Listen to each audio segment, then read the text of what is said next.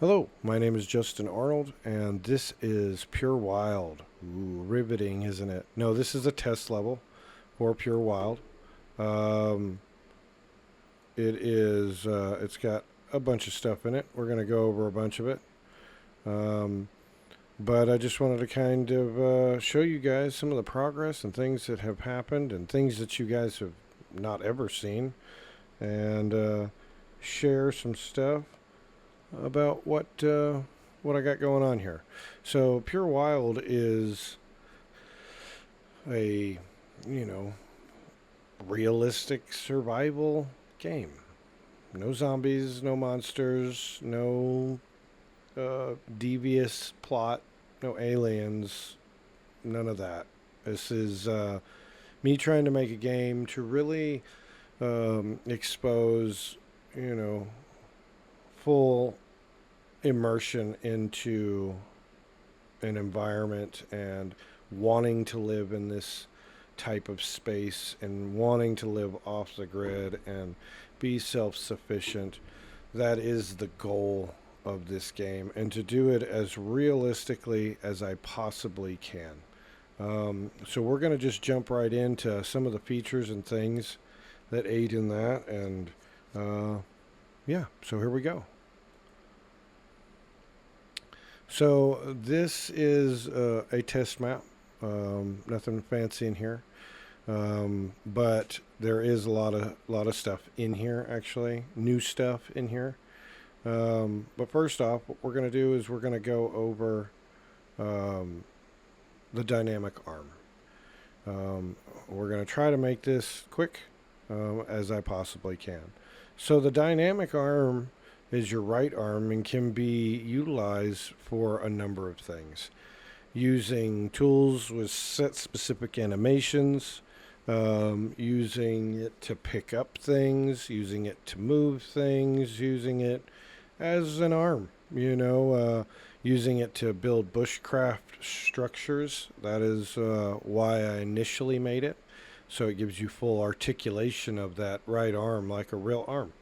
So if we say, for instance, walk up to this flashlight here, there is no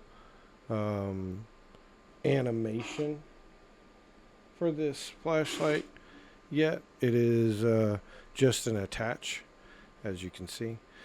But first things first, on how simple and basic this wrist is, or the arm is utilization over the wrist. So being able to turn it. And that's just me using the mouse. So if we turn this on, oops, that's not right.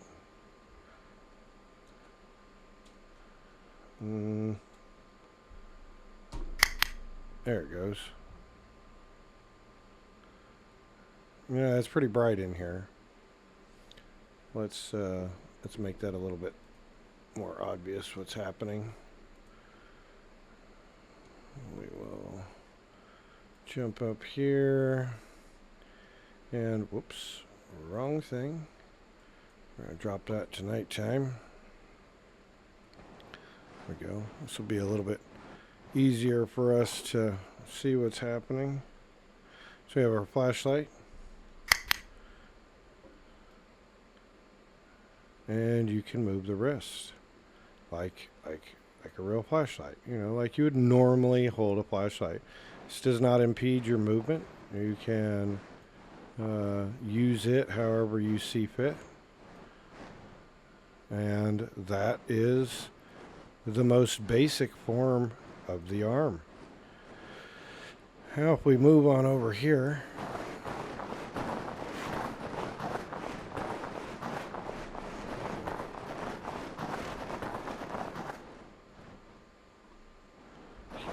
going. I didn't realize I was this far away. Run all the way back over here in the dark.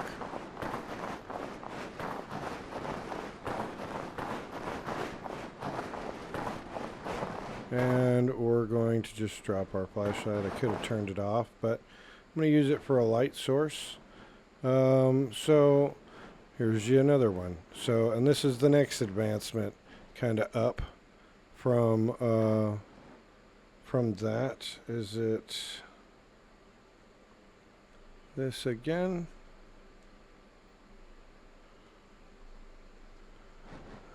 Let's see. That's my torch on.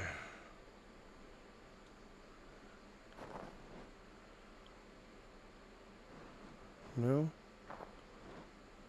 Thought it was on E. Let's check real fast.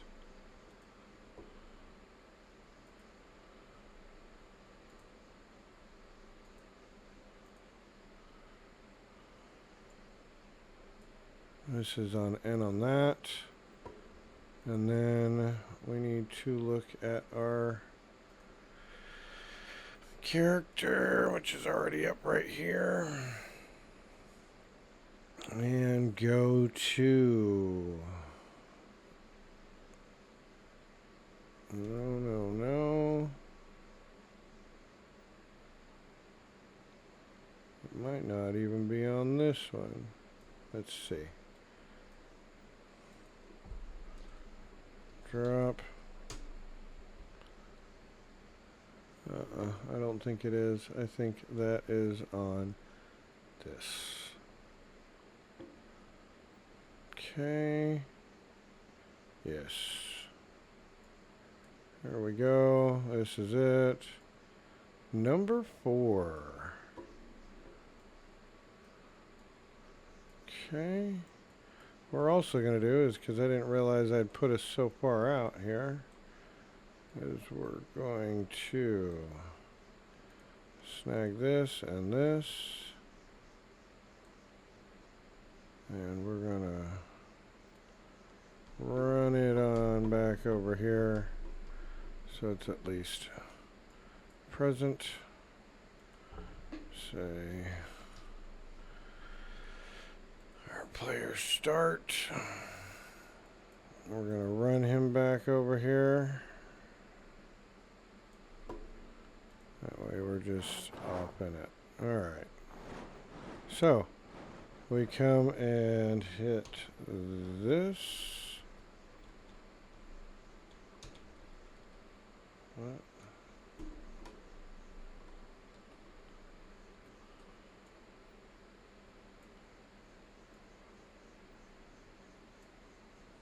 Oh, that's just to drop it. So it is not, it's pick up stick. Here it is. It's still T. Okay, so that's the issue. So I actually have it better than I thought I did. So here we go. Another action with the torch.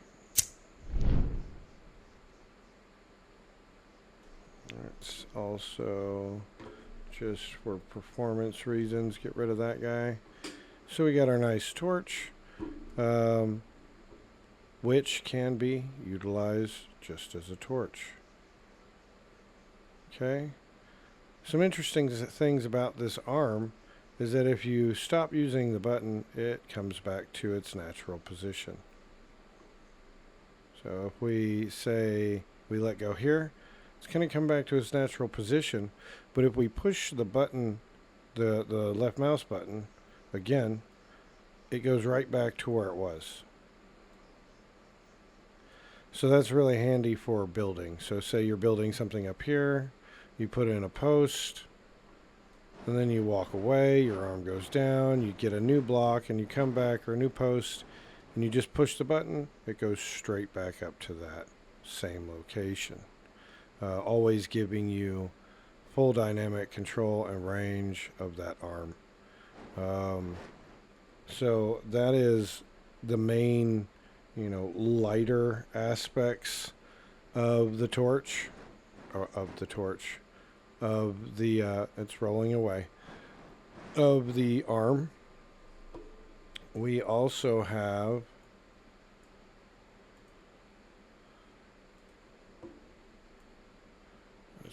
punch this up.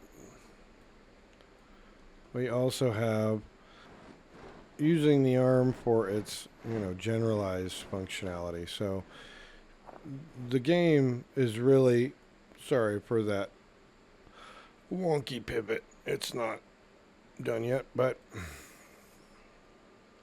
the game is really associated around the thought process that you want to live in this environment. And you're going to need different tools to do different things. So in this situation, you would be using this for a multitude of different reasons. The snowmobile and the trailer combo would be a pretty common thing.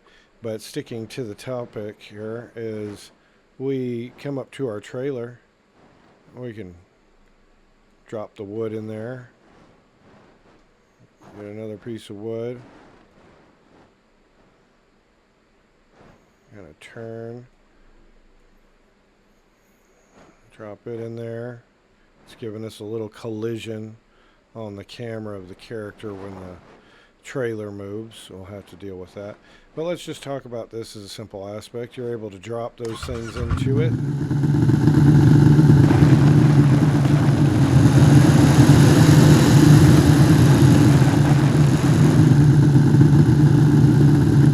We're not going to go too far because that snowmobile is loud. But you're able to see that we can, drop things into places. In this situation, it then attaches itself to this trailer, and we can carry things around, and then you can hop up in the back of the trailer and get your stuff back out. Oops, we didn't pick nothing up. There we go.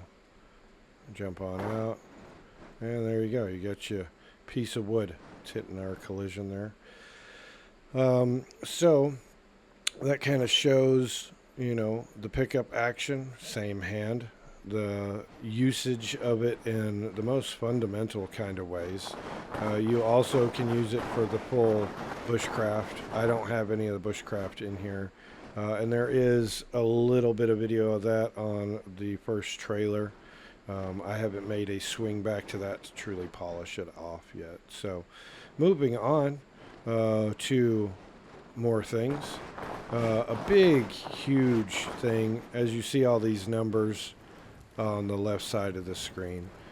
This is our dynamic thermal, fire, wetness, sweat, movement, everything component. It's our temperature component, and it drives things. So if you just see standing here in the cold snow, our temperature is that second one that says the 63, and it has sweat next to it. That's showing you that right now, while not moving, our temperature is dropping. Okay? So if we start to walk, temperature still is dropping. It's cold outside. It's dropping slow, but it is what it is. If we run, you'll notice that the temperature starts to go up. Sprinting will also increase it as well. The very top number, the 4, is the stationary number of how wet you can get from moisture accumulation in the level due to weather. So this entire system is dynamically tied to the weather and different states of how that weather would be handled. So, for instance, this is I think this might be a little messed up, this water, but it's cold. So watch what happens if we step into it. We get 100% wet and our temperature drops super fast and hypothermic. Okay, so the point of that right there, it's a little bit on the fast side, but that's the idea of if you step or fall into cold water in the winter. And by winter, clearly you see the snow, but the weather gauges the world temp. So if I come back in here and I hit cap locks, you see at the very top, it says world temp for just a second there, and it says 28 degrees. So at 28 degrees, going into water is catastrophic. The numbers are high, so I can test it easy. So if you step into water like this or fall into water like this, your core temperature is going to drop extremely fast because you get wet also, and the temperature's ambient occlusion of the world affects how cold the water is. So if it is warmer, and let's just say we go to a, oops, and we can make this back big. Wasn't even paying attention to that. We come over here and we hit pretty snow and we go to clear sky. Okay. And then we decide to look at a few things. First off, you look at that temperature, the one next to sweat. It's raising just by walking. So there's your first dynamic notation to the exterior temperature. So just walking is raising it. Running is going to raise it even faster, and sprinting is going to raise it even faster. If we just stand still, it's going down ever so slightly. And that's because, oh, didn't mean to do that. That's because if you look at our world temp right there, see it for just a second, it says 48 degrees, 48.7 some odd degrees. So if we now walk into the water, you get 100% on the water. And if you notice, the temperature is dropping, but nowhere near as fast. It will take quite a while for you to even become close to hypothermic. This water is still very cold, though. Again, these numbers will be adjusted according to realism, closer to that later on as I critique things. A lot of this stuff, while I'm building it, I keep those numbers low so I can see those active values happening. So there's the first dynamic aspect from a weather, okay? And then the same thing is present for rain as well. Now, the biggest thing here is the multiplier of temperature.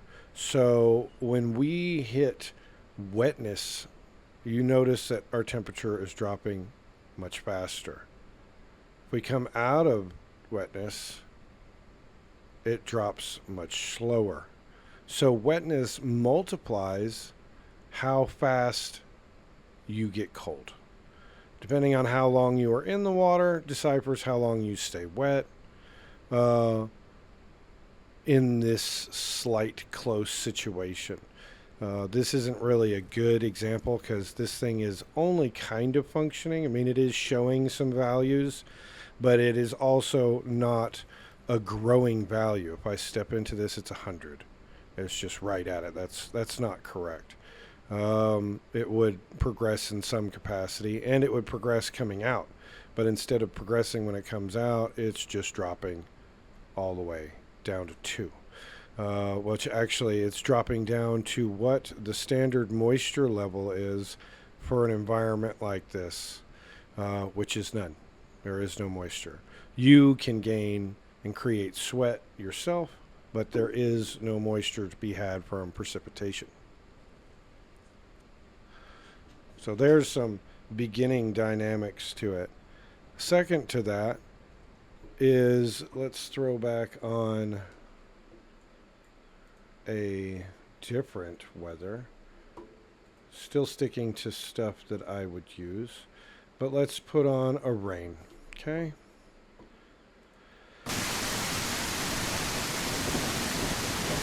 Now with the rain, you're going to start really seeing that top number rising, and that is our wetness value. Just like it had from this water, but it's actually progressive.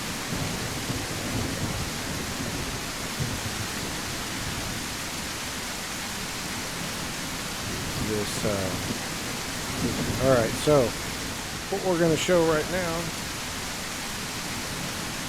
is some occlusion and fire. So if we step off in here, looking at that top number, our wetness is going down. It's because we are dynamically occluded by this structure above us. So it is currently drying us out. We hadn't gotten wet enough to really cause any kind of issues to our own self. So it has dried out our wetness, And then if we come over here to the fire, you'll start seeing that temperature is going up, and it's actually dried out the wetness that we had on our clothes. So now we are dry to the core. If we walk back out here, you keep an eye on that top number, we're now hitting rain again. This is all dynamic in that same capacity.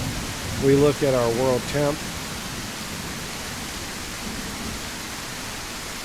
It says 37 degrees, so it's warmer than snowing. Didn't mean to do that. It's warmer than snowing.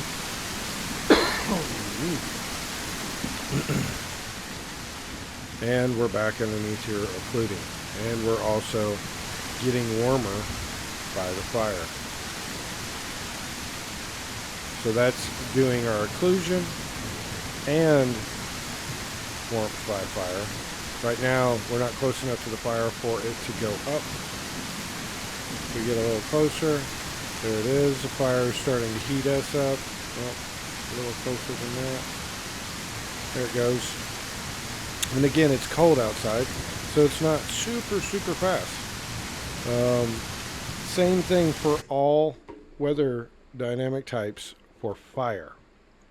So you can even see the occlusion blocked by this above structure. And this is just a cube. It's all the code is dynamic to anything that would be above us. Everything is dynamic. So if we, again, let's just note,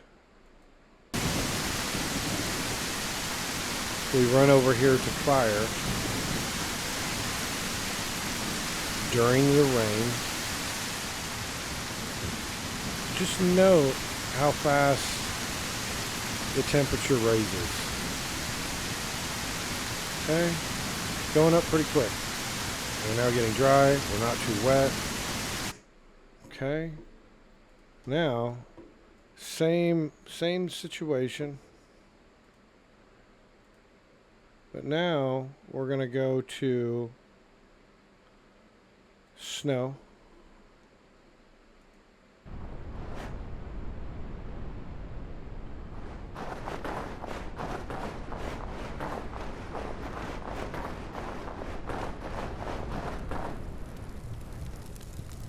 And if you look at our temperature now, it is raising.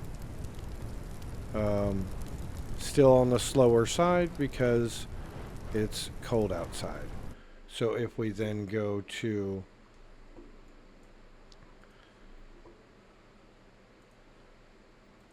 our clear sky,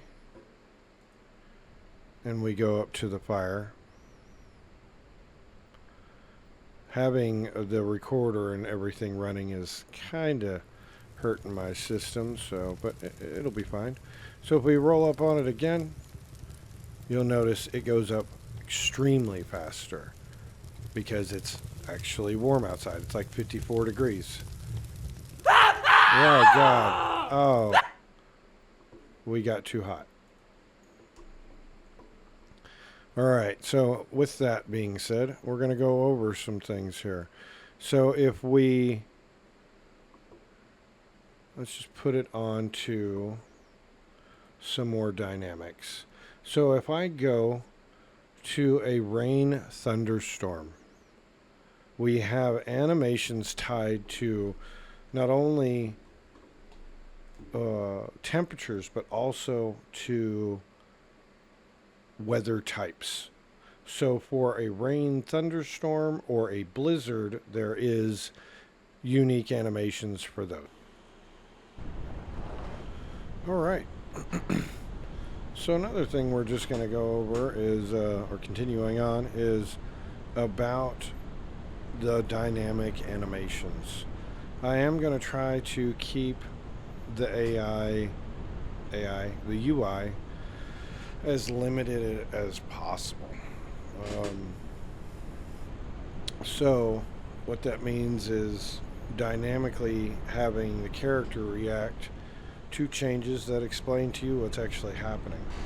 So to expedite this, we're going to just run over here, run through this water and drop that temp. Come on out, you see he reached his first initial temperature change. So he is cold. He's gotten down to a 52 mark, which is pretty cold. Okay, so if we come on over here to our fire,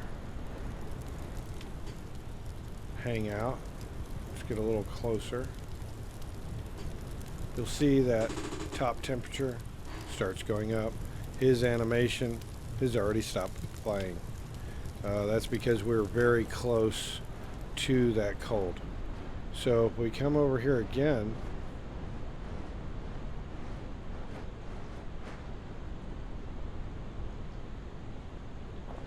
and we get even colder, still the same temp, so we're not at hypothermic yet.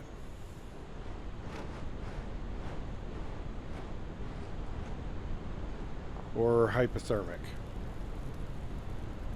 Okay, you are in trouble. Some of those animations, of course, still need to be adjusted, but principle and code is in place. You are in big trouble, and your temperature is dropping because it's very cold outside. So if we come on over here, start warming up. We're already out of our hypothermic, and now we're just in cold, and now we are in warm or comfortable. Okay, again, these will get adjusted to be more realistic. It's just showing the code.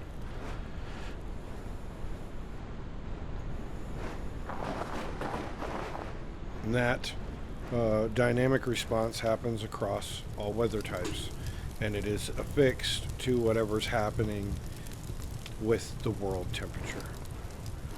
All right, just to show a little bit of what's happening there, we're going to go to the temp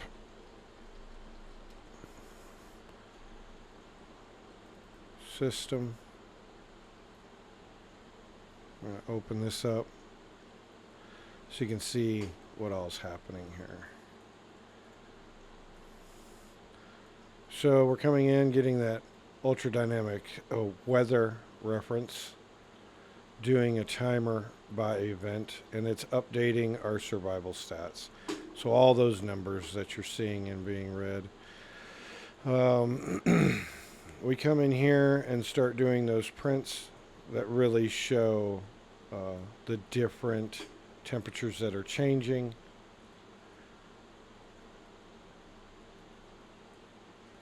And then we start running into effects of those things. So these are all tied to the animation blueprint, the set current status, and each one has a different animation. Same thing for intense weather storms. So if we go here and we turn on a snow blizzard, it automatically has an animation just for that. And then the same goes for rain. So if we put it on a thunderstorm, because he is wearing a raincoat, you know.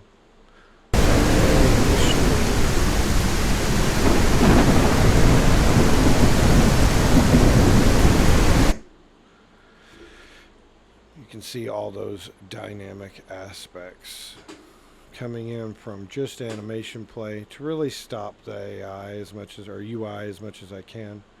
This is checking our ultra dynamic sky.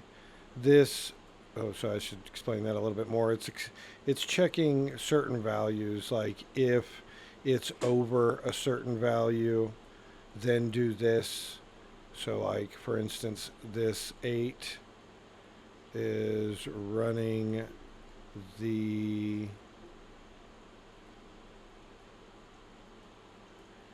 value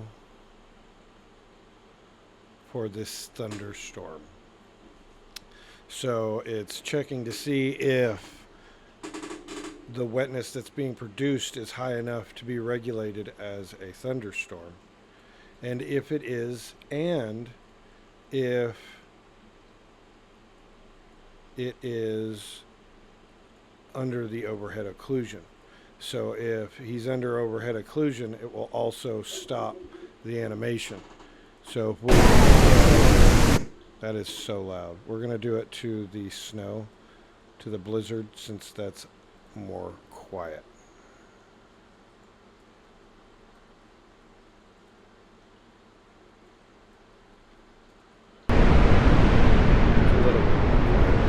So if we come over here,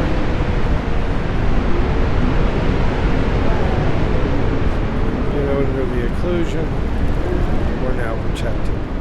We run back out, more occlusion, or more protected, as you can see.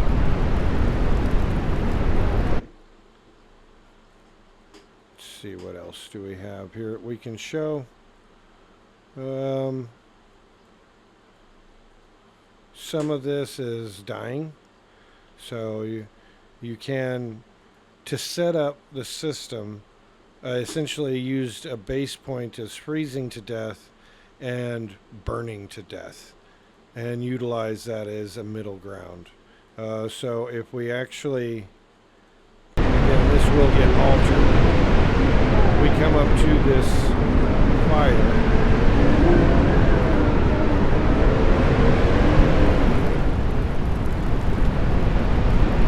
Let's just say stand on it.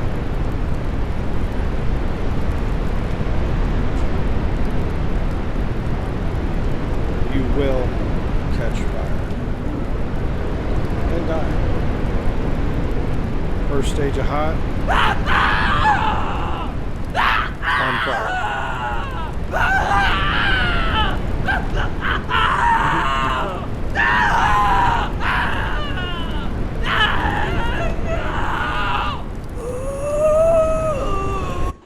Tragic. So yeah, those two also have a dynamic animation. Well, hypothermia does not, you just die. And then we also have, what else is happening in here dynamically? We have all the fire stuff, which is tied to those main animations. We have occlusion. We have wetness from sweat, which also is a multiplier to how quickly you drop temp. Sweat only kicks in after you get into the hot stage of, say, movement. So just like in real life, you'll have to move to generate heat. You'll have to be conscious about how much movement is too much, generating too much heat. These things will all play roles. So that is probably about all we're going to do on that part. Next would be, let's see, our tree. We'll clear sky it. Next we're going to do our tree. So our trees are dynamic. This is a singular blueprint that will handle all aspects of different types of trees and have the same outcome. So we come up on the tree, click the left button. He's going to get in position as long as he sees that line trace. As you saw that line trace right there. And again, this still needs work, but code and systems are all functioning. Deformation, change in material, tree falls.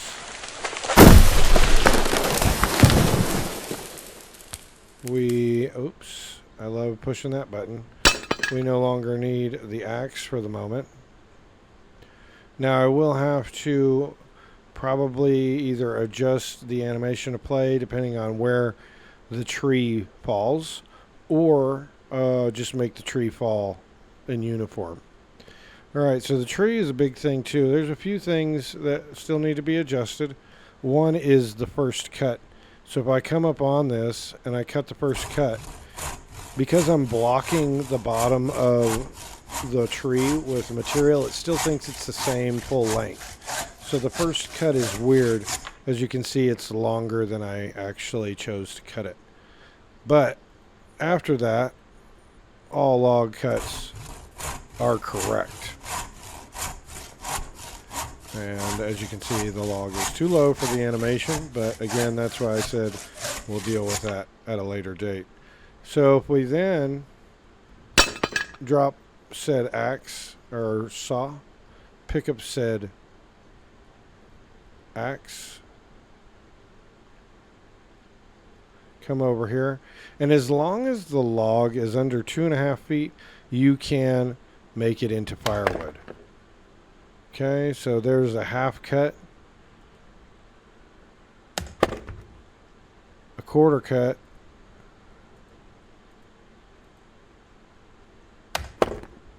and an eighth cut. And they are all just kind of together because they turn physics off immediately. So if I were to, say, chop that again and then move it, immediately it would get out of the way. Of course, some of that still has some functionality to be dealt with. But as you can see, chopping wood is a complete process. Now, same thing, if we come up here to this log, we try to chop it, we get nothing.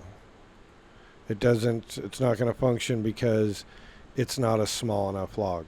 Now, long-term thought process is that I'm going to make it to where you could go through the full process of also building cabins. If that takes place, I didn't want to corner myself with the tree.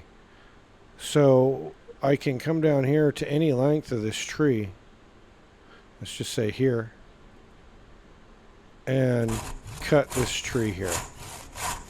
And we're going to make a log that long. So again, this would be long-term goal of making an entire log cabin. So, then moving on, because these all progress into each other. If we come over here and we look for, we're looking for bark. What's this? That's a piece of wood. There should be some bark around here. Oh, there it is. I see it. So we get this piece of bark. And let's just say we're going to drop it right here. We're going to get organized for this. We're going to get, we'll get an 1/8 piece. And we're going to activate that arm. And then we're going to go into our crouch mode. And we can kind of just decide where we want to place it. That looks fine. Just put it right there for right now. And then we're going to get another piece of wood.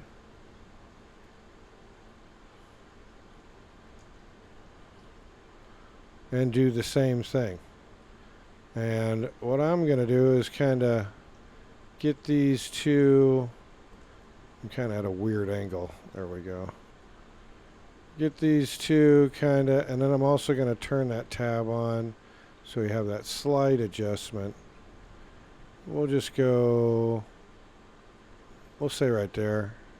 Oh, it rolled away a little bit. We're going to pick that back up.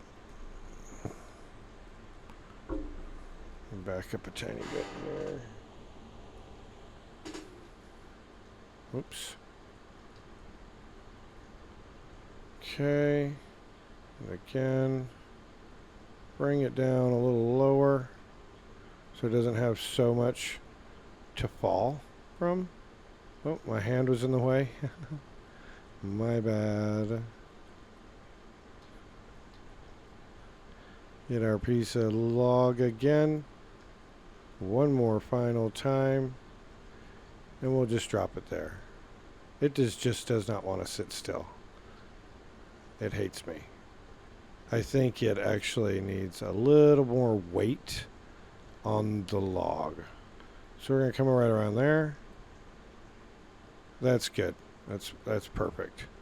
So then what we can do is stand back up. And in tradition of really trying to keep this realistic, it'd be real hard out in this wilderness to find like dry stuff, you know. So I put it to where you get your dry stuff from the top of felled trees. So like dried sticks, which I can't remember exactly what button it is. Let's see. We're going to go to our character.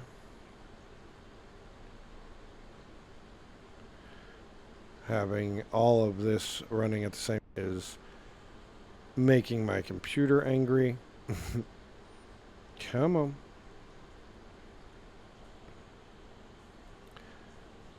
Come on.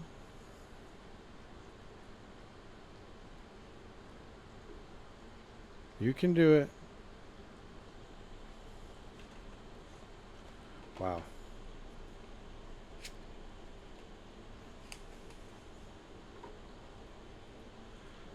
Well,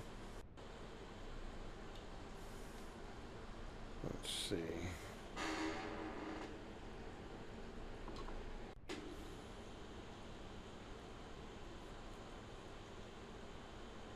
Man, come on, bruh. For fuck's sake.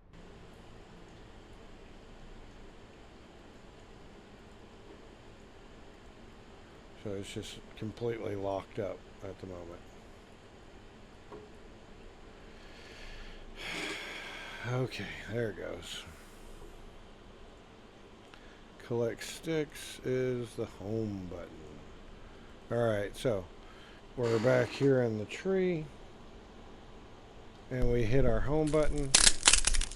And we're going to collect some dry sticks from the top of this tree. And we can come on out of here. We got our sticks. Their collision is not off. So we're going to just push it away from our body so it stops trying to push us.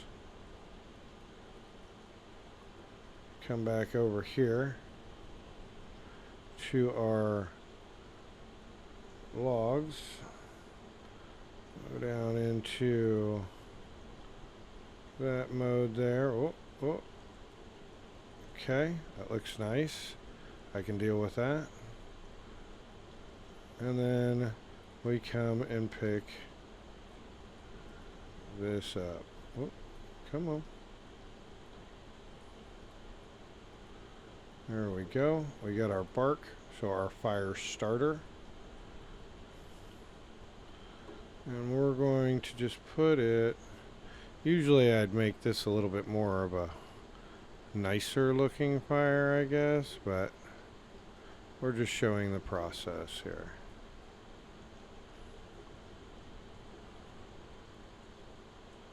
Alright. So, now we're going to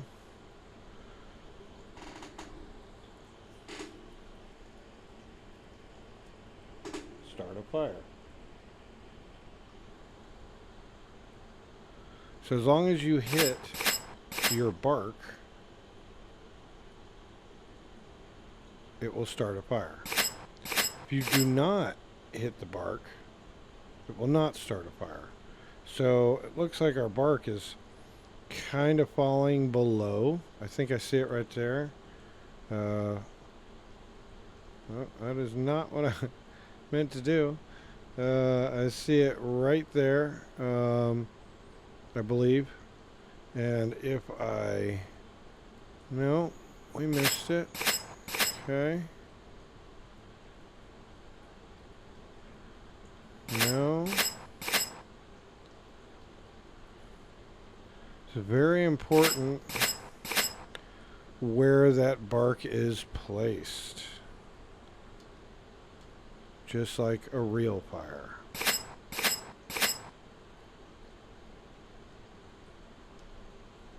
Still not hitting it. Okay. What we're going to do is also, just because this is a better situation, what I'm going to do, because we just did do a build, what we're going to do is we're going to snag our bark. Oops. Get our bark. We're going to make a copy of it, actually. Just slide it over here. We're going to get a piece of this. We'll rotate this.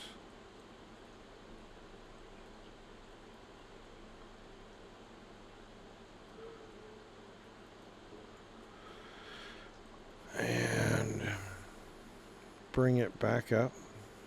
And we'll just do another one of those. No reason not to. Just to make this easier to show. Because this is, you know, the process of these things is doing this. But I want to show it to you in the aspect of trying to make this video not 1,000 years long. So if we take our sticks that we collected from the top of our tree, same sticks, they're just kind of chilling here. We yeet that right into there. Then we take our bark fire starter, set it right there, and we'll just bring it down. Alright, so now we have all those things in a fire where we didn't have to sit here and go through everything I already showed you.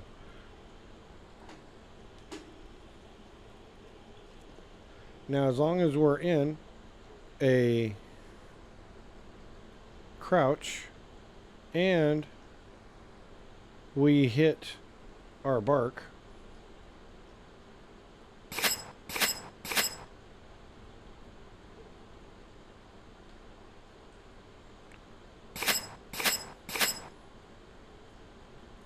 like so, he blows on the fire. Does a little fan wave. Of course, these placements will get better. So you see now, we've caught the bark on fire. What that also then does is catch the sticks on fire. The bark can only catch sticks on fire. The sticks can only catch the 1/8 inch logs on, or the 1/8 cut logs, so these on fire. Let's get away from it before it catches us on fire. I keep pushing that dang snow angel button. But anyways, so the bark catches the sticks catches the eighth logs. The 1/8 logs will catch the 1/4 logs right here, and the 1/4 logs will catch the 1/2 logs on fire right there. So ultimately, it functions like real fire. It also clearly heats us up because we got hot real fast. Now, again, this is just to show the functionality. The critiquing will come later. That's pretty much what I like to do, is get the systems to a full functionality and then kind of go in waves over them. So right now we have these logs in here. So the bark will burn for a minute. The sticks will burn for 5 minutes.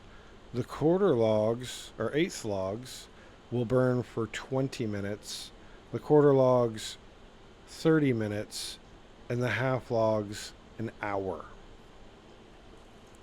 What this means is you don't necessarily have to get all these different pieces of wood in order just to heat up. You could get, you could technically get some bark and a bunch of sticks and save your life. These bigger amounts would be really dedicated probably towards cooking or just general random behavior. So there's our fire that we conceived from the beginning. Even the cutting down the tree. So these logs are exact cuts of this tree, at least in the blueprint, in the code standpoint. These are what gets produced when you drop a tree, when you fell a tree. Another thing, as we already kind of touched on, is the snowmobile. We'll turn on some snow for this. I still have to get it to understand when there's snow and when it's not. Currently, this has got physics applied to it anyway, so that's part of that reason. But a vehicle like this will only be able to be utilized in snow areas. Same thing with Bertha here. That is a snow vehicle. We will have vehicles specifically meant for non-snow areas. Something similar to Bertha is what I call this one right here, and the snowmobile. So something similar to Bertha, and then a four-wheeler with trailer option as well. This is one of the most newest things I have actually added. I meant to put on the snow. We go to details. We want to put on weather, and we'll go to pretty snow. And we will also drop those lights just for the fun of it. There we get the uber cold.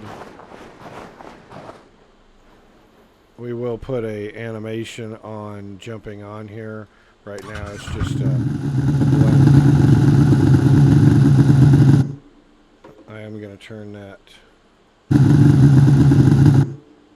volume down.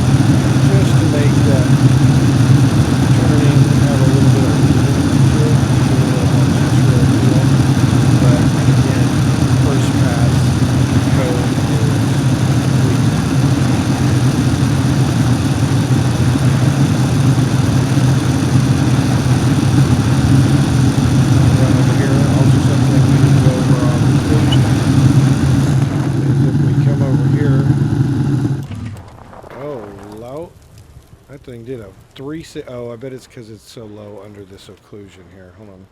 I want to see if it does that again. Okay. P. Yeah. No, it's just because of how low this occlusion is, or this structure is right here. So if we come underneath here again, you see that top number on the left start to decrease. Our wetness is coming down, which our wetness does not get very wet because of snow. It stays pretty dry. And then you'll also notice that our snow is melted off. Things that will get adjusted to be more realistic, but if we come out here, start getting the snow on us, we come underneath here, we get occlusion that starts to get rid of snow, and then double that because of fire. So if you're just standing over here, you still would end up losing that snow on your body. It's just going to take quite a bit longer than if it's just, or than if it's fire and occlusion at the same time. You stand here. Now we're fully dry.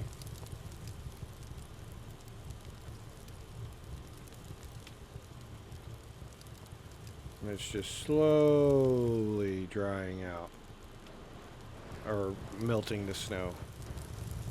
If we come up over here though, it melts it off very quickly, all dynamic. These are guns. They all do function. The offsets and animations for, I don't know why it's doing that. It thinks it's a different thing. Give me the gun. There it is. We got the gun. All right. So the biggest thing with these is what's left is, see, the animation is holding the gun, where the socket and the animation are holding the gun in an upright position. It's kind of at a turn. All these guns essentially need that to change. They do all already fire, so that is functioning.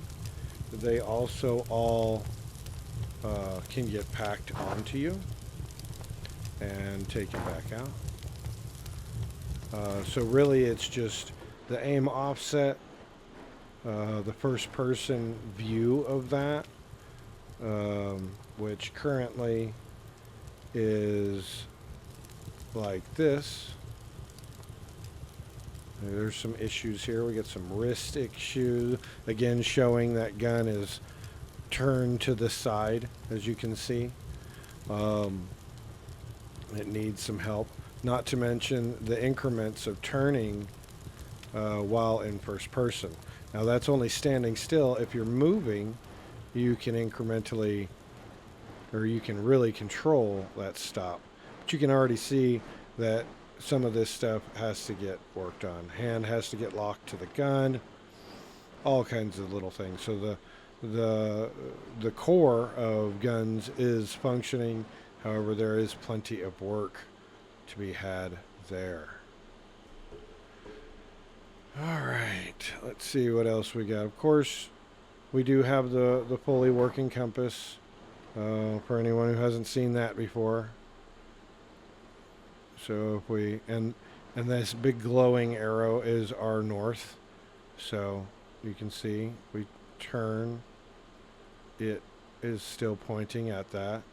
We turn the opposite direction, it's still pointing behind us. So fully functioning in that capacity. What else have I added recently? I've added a zoom. That will probably get some adjustment to it, but making it to where you can feel like it's much bigger.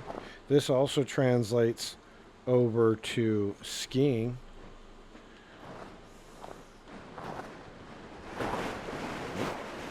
I gotta take the push for skiing off of the same input as showing where AI can walk. So of course skiing. Something else we do have that I forget about a lot is we do have a actual headlamp. So you can do that. It needs work, clearly. I also have it currently where you can speed ramp. So I'm just pushing it to the left and gaining speed. That just makes it fun. That'll probably end up coming out of there, but still in that capacity. Skiing has, another pass or two. Some of it's transitional animations and things of that nature. But I mean, like, pretty good. Can come to a stop, get forward, get down, really turn into things. Let's see, what else do we have in here? Another good one, that's just a nice subtle touch, is the hand-eye K. Hand-eye K is pretty much on everything, and it will play roles also. You are able to actually push things in here. Again, everything that's in this game is not in here. This is a very small, kind of brief look. Here's a shovel that I'd started to mess with. Possibly a long-term thought process. We'll see. I should be, unless this may just be a static mesh. I think it is. Yeah, it's just the static mesh. That is not gone anywhere, so there's nothing really to show you on that. Let's see. I think that's going to be about it for today. Lots of little information there. Arms and trees and snowmobiles and doing good. Hope you guys enjoyed it. Hope you'll like and subscribe and all that stuff, because I can't put a whole lot of time to this. I work a normal job. I do this on my time off. So I pretty much work on it every day after work, and then all on my weekends, and trying to do as much as I can with it. We've come a long way. I've got about probably 13 months in it now. And there's it's so much, so much. I've also adjusted the backpack and skis so they're more stuck to it. I've added the cooking pot. Cooking will be the next one or two things I do. You see it on the back there. What else have I done to this? I did some good stuff to the arm. It used to do some snapping to the downward position, and now it's just a nice blend. It still needs some work on that shoulder up top there, instead of so much clavicle. Did a lot of technical stuff to the temperature system and the fire and all that. A lot of getting everything to work. I mean, I added in just those dynamic temperature changes, or dynamic temperature animations today for the snow storm and the rain thunderstorm. So still constantly critiquing. That's pretty much what I did today, was add in those things. So constantly going at it. We have more to go. So we have those other vehicles. Here's just a brief thought process and timeline. is that we have the other vehicles I want to add. We're also going to add a paddle boat. We're going to add fishing. We're going to add ice fishing. We're going to add probably a watch that is going to display most of the, well, all the information I want you to see, like from the top left, the temperature, the sweat, the wetness, all these things. We're going to give you a smart watch that displays those things because I feel like it's imperative. And even if you were a real person, you wouldn't know what the fuck your temperature was. You know, you'd be going off of just how you feel. So I'm going to give that one tie to it because I feel like the temperature system and showing these things and is a big key, but I want it to be realistic. Same thing with, you see the water and health and food UI right there. That may or may not completely disappear. I'd like to see zero UI and dynamically tell you how to take care of your character from strictly animations. That's the balance of this entire goal here. Just for the fun of it, we can talk about some of the stuff that gives us a better kind of rundown immediately of things that are in the game. So this is skiing.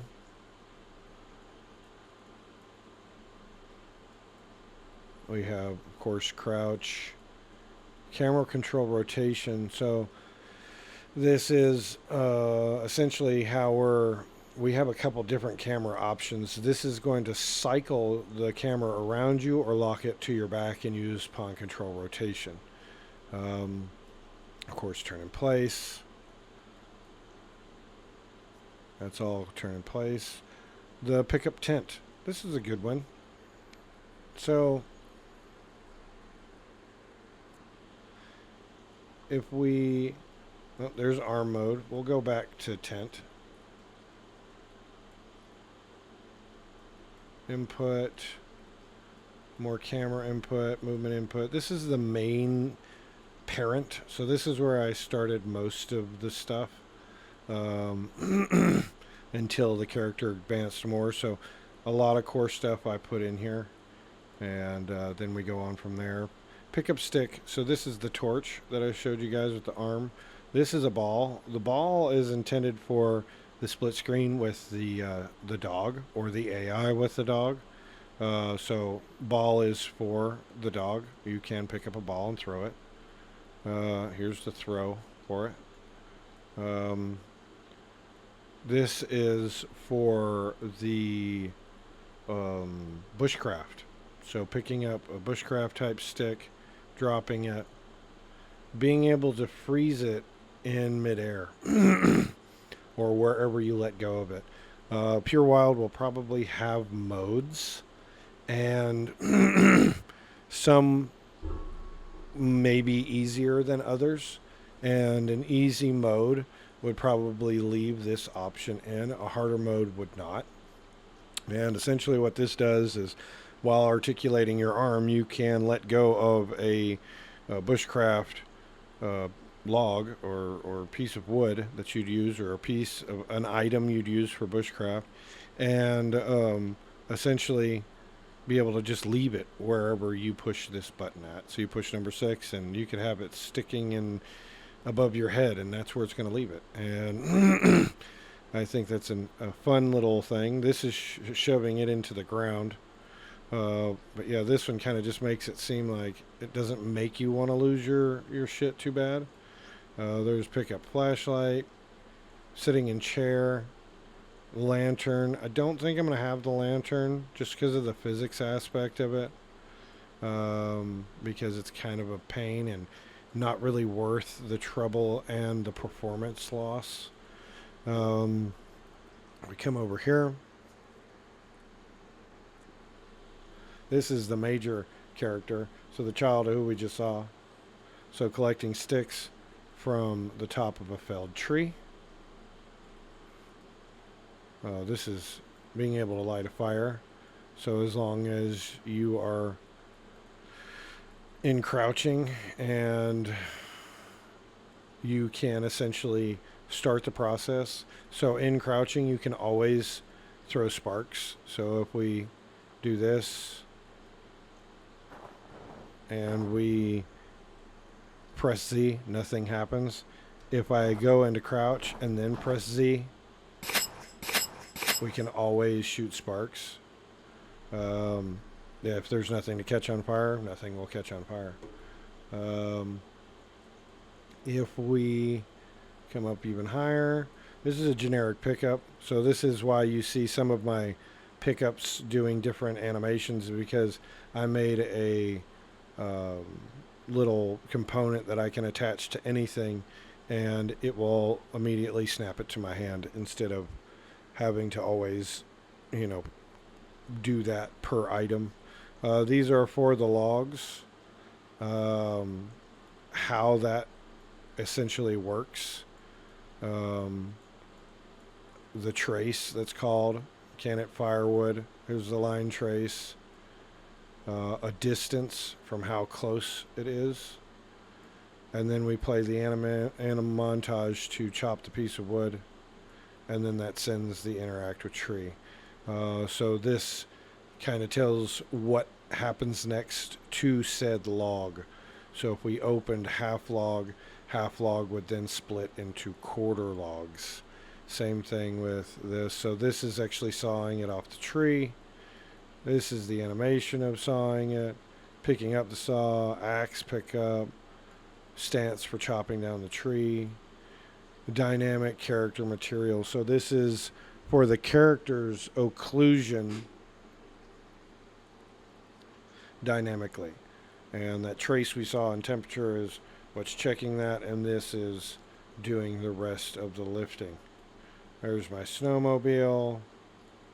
Here's the temp system and how it's tied to the character. All that good stuff. Fire weapon, spawn weapon, all the weapons stuff. So the weapons, you'll have a pistol, it's 45, a shotgun, and a Seiko. The Seiko runs 22s and 308s into it, so you can use bigger game.